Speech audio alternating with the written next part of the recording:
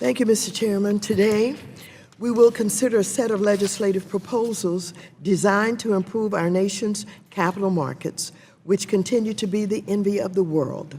One important and long overdue bill we will consider will provide investors in Puerto Rico with the same critical investor protections as other American investors.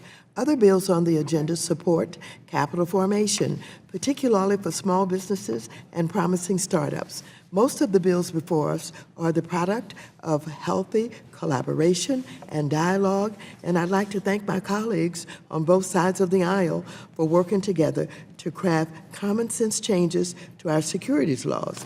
As I've said before, it is critical that our capital market system is balanced, providing adequate investor protections to ensure market integrity, while also allowing for robust capital formation.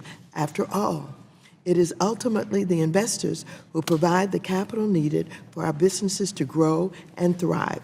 However, I am concerned that by rushing these bills to markup, we're denying our 14 new members on the committee and the millions of Americans they represent the opportunity to fully understand the issues through hearings.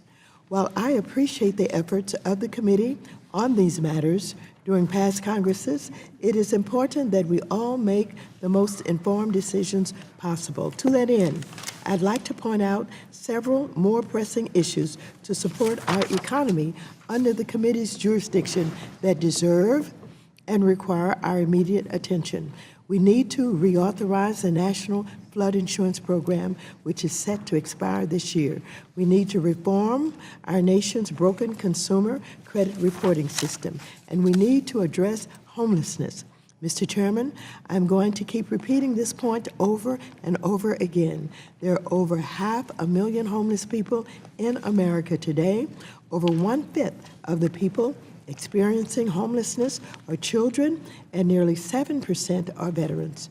There is simply no excuse for this committee to continue to ignore these Americans. Moreover, while today's markup shows that we're able to work together to achieve bipartisan consensus, I question whether we have the whole story on the majority's plans for these capital market issues.